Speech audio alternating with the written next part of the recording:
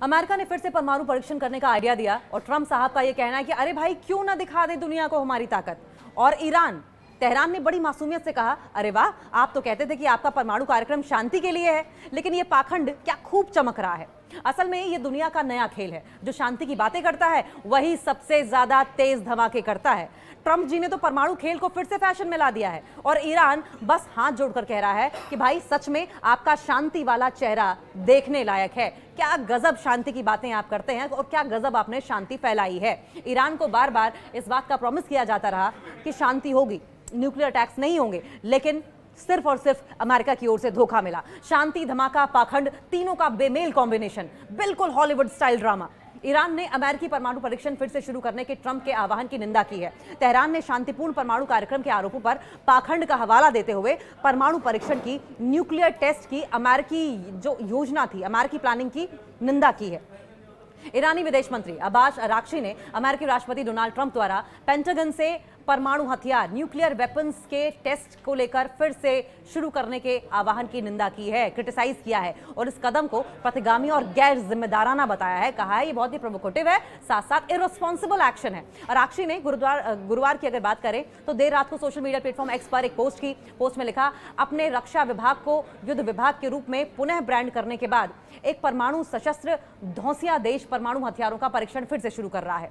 उन्होंने कहा यही धौंसिया देश, यानी कि धमकी देने वाला, ब्लफ करने वाला देश ईरान के शांतिपूर्ण परमाणु कार्यक्रम को बदनाम कर रहा है। क्योंकि ईरान तो बार बार कहता रहा है कि हम न्यूक्लियर वेपन्स नहीं बनाएंगे, हम तो, हमारे देश का हक है न्यूक्लियर एनर्जी पर काम करना, न्यूक्लियर एनर्जी होना, हम इसलिए न्यूक्लियर एनर्जी पर काम करना चाहते हैं, न्यूक्लियर एनरिचमेंट करना चाहते हैं। लेकिन इस पर बार बार इजराइल को भी, अमेरिका को भी मिर्ची लगती रही है।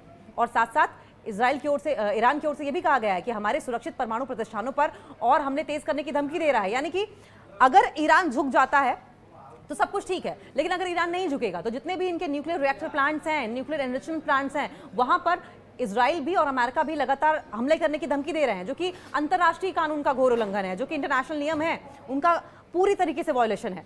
ट्रंप ने थर्सडे को दक्षिण कोरिया में एशिया प्रशांत आर्थिक सहयोग यानी एपेक शिखर सम्मेलन के दौरान चीनी राष्ट्रपति शी जिनपिंग से मुलाकात की। कुछ समय पहले ट्रूथ सोशल पर पोस्ट में ये बहुत ही सरप्राइजिंग घोषणा की उन्होंने, अनाउंसमेंट की। और क्या कहा अनाउंसमेंट में? ट्रंप ने कहा कि उन्होंने पेंटागन को निर्देश दिया है कि वो रूस और चीन जैसे दूसरे देशों के साथ समान आधार पर परमाणु हथियारों का परीक्षण तुरंत पुनः शुरू करें, फिर से शुरू करें, जिनके परमाणु हथियार भंडार ट्रंप के मुताबिक 5 सालों में अमेरिका के बराबर हो जाएंगे। तो सवाल यह भी है कि क्या ट्रंप इनसिक्योर हैं, ईरान से इनसिक्योर हो रहे हैं? परमाणु सुरक्षा विशेषज्ञ, न्यूक्लियर सिक्योरिटी एक्सपर्ट और Carnegie Endowment for International Peace के वरिष्ठ फेलो हैं, सीनियर फेलो अंकित पांडा।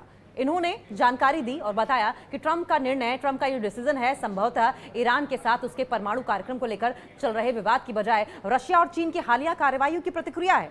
यानी कि रशिया और चाइना के बीच में जो भी एक्शंस हो रहे हैं, जो भी ट्रेड हो रहा है, जो भी लेन देन हो रहा है, इसको लेकर संभवतः ट्रंप रिटेलिएट कर रहे हैं, ना कि ईरान के न्यूक्लियर एनरिचमेंट प्रोग्राम की वजह से।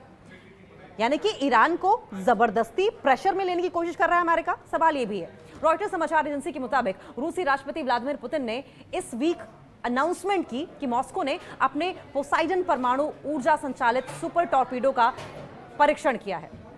इससे पहले इसी महीने की शुरुआत में मॉस्को ने नए ब्योर वेस्टनिक परमाणु ऊर्जा संचालित क्रूज मिसाइलों का भी परीक्षण किया।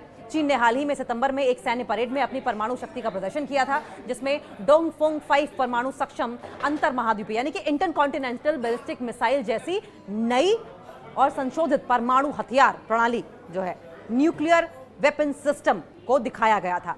यूएन के मुताबिक इन सार्वजनिक प्रदर्शनों के बावजूद ना तो रशिया और ना ही चीन ने दशकों से, डेकेड से कोई परमाणु परीक्षण किया है, जिसे जमीन के ऊपर, भूमिगत या फिर पानी के नीचे परमाणु विस्फोट के रूप में डिफाइन किया जाता है। 1996 की व्यापक परमाणु परीक्षण की अगर बात करें तो प्रतिबंध संधि, जो बैन ट्रीटी थी, परमाणु परीक्षण पर प्रतिबंध लगाया गया था। अमेरिका, चाइना, ईरान सभी ने जो ओरिजिनल ट्रीटी थी उस पर हस्ताक्षर किए थे, लेकिन इसकी पुष्टि नहीं की है, जबकि रशिया ने 2023 में इस बात की पुष्टि वापस ले ली है। यूएन के मुताबिक मॉस्को ने अपना आखिरी परमाणु परीक्षण 1990 में सोवियत संघ के दौरान किया था और चाइना ने अपना आखिरी परमाणु परीक्षण 1996 में किया था। यूनाइटेड किंगडम ने आखिरी परमाणु परीक्षण 1991 में किया था और उसके बाद अमेरिका ने 1992 में और फ्रांस ने 1996 में किया था। उत्तर कोरिया एकमात्र ऐसा देश है, उत्तर कोरिया एकमात्र ऐसी कंट्री है जिसने पिछले 2 डेकेड्स में, 2 दशकों में परमाणु परीक्षण किए हैं, जिसका आखिरी परीक्षण 2017 में हुआ था।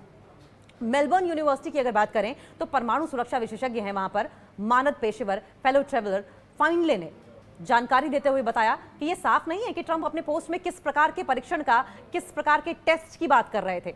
उन्होंने कहा कि मेरा मानना यह है और उनका गेस ये कहता है कि उनका मतलब यह है कि परमाणु क्षमता वाली मिसाइलों के प्रक्षेपण से है, जैसा कि उत्तर कोरिया और रशिया खुलेआम करते हैं।